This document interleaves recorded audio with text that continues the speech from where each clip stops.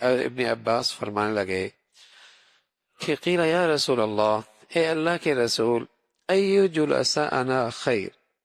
کون سے جلساء یعنی ہم نشین ایسے ہیں جن کے ساتھ میں بیٹھا کروں،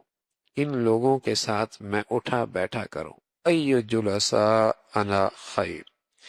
تو رسول اللہ صلی اللہ علیہ وسلم نے فرمایا من ذکرکم اللہ رؤیتہ، جنہیں دیکھ کر تجھے اللہ یاد آ جائے، جن کو دیکھ کر تجھے اللہ یاد آ جائے، اللہ کا دھیان پیدا ہو جائے، اللہ کا خیال آنے لگے، تو اللہ کی طرف رجوع کرنے لگے، اللہ کی طرف تو چلنے لگے، اللہ کی طرف تو دوڑنے لگے، تو اس کی بخشش کا طالب بن جائے، تو اس کی رضا کا طالب بن جائے، تو اس کی جنت کے راستے پہ چل نکلے۔ ایسے لوگوں کے پاس اٹھا بیٹھا کر، ایسے لوگوں کے پاس اٹھا بیٹھا کر،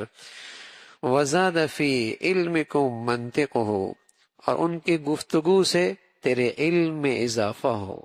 اور ان کی گفتگو سے تیرے علم میں اضافہ ہو، وذکرکم بالآخرہ عملہ، اور ان کا عمل تجھے آخرت کی یاد دلا دے۔ رسول اللہ صلی اللہ علیہ وسلم نے فرمایا زمین میں کوئی ایسی مجلس مل جائے بڑی غنیمت ہے، جن کے پاس بیٹھنے سے اللہ یاد ہو جائے، جن کے پاس بیٹھنے سے آخرت کی یاد تازہ ہو جائے، جن کے پاس بیٹھنے سے علم میں اضافہ ہو جائے، اگر ایسی مجالس مل جائیں غنیمت ہے۔ میرے عزیزو، زندگیوں میں صحت مند اور صحت بھرے خیالات یا صحت بھرے اعمال جو آتے ہیں وہ اچھی صحبتوں سے آیا کرتے، اچھے ماحولوں سے آیا کرتے ہیں۔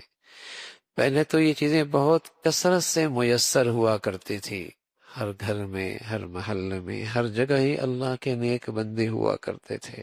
نانی کے پاس گئے وہ اللہ والا، دادی کے پاس گئے وہ اللہ والی، ہاں، دادا کے پاس گئے وہ اللہ والا۔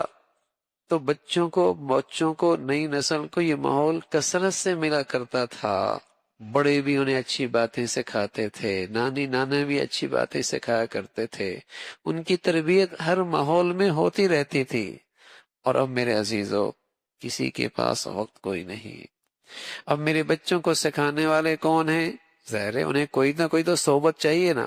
تو وہ انٹرنیٹ پہ بیٹھتے ہیں، وہ فیس بک پہ بیٹھتے ہیں، وہ انٹرنیٹ پہ بیٹھتے ہیں، اس لیے کہ انہوں نے اپنے دوست تلاش کرنے جن کے پاس وہ وقت گزارے، جن کے پاس وہ وقت گزارے، کوئی نہ کوئی تو انہیں تلاش کرنا ہے نا، وہ ان کے پاس بیٹھتے ہیں، اور پھر ان میں بیٹھے لوگ انہیں پڑھا رہے ہوتے ہیں، اور کیا پڑھا رہے ہوتے ہیں ہم دیکھ رہے ہیں، وہ کیا سکھا رہے ہوتے ہیں ہم دیکھ رہے ہیں۔ 7 سال کا بچہ، 8 سال کا بچہ، وہ کوئی سیکھ چکا ہوتا ہے کہ آج بوڑھا اس کا تصور بھی نہیں کر سکتا کہ میرے بچوں کو کیا کچھ سکھا دیا گیا اس عمر میں، کیا کچھ ان کی معصومیت چھن گئی، ان کا بچپنا ان سے چھین لیا گیا، ان کی گفتگو، ان کے خیالات، ان کی فکر اتنی گندی اور اتنی فساد زدہ ہو چکی کہ ان کا بچپنا ان سے چھن گیا، ان کی معصومیت ان سے چھن گئی۔ تو پہلے یہ ماحول گھروں میں، خاندانوں میں کثرت سے ملا کرتے تھے، اچھی باتیں ہر جگہ بچوں کو مل جایا کر، اب کوئی نہیں، اب کوئی نہیں۔ تو میرے عزیزو، اب پہلے سے زیادہ اس کی ضرورت ہے کہ ایسی مجالس میں، ایسے ماحولوں میں اپنے بچوں کے لیے، اپنے کے لیے فکر کی جائے تاکہ ان کا ایمان دین محفوظ رہے۔ اللہ عمل کی توفیق نصیب فرمائے۔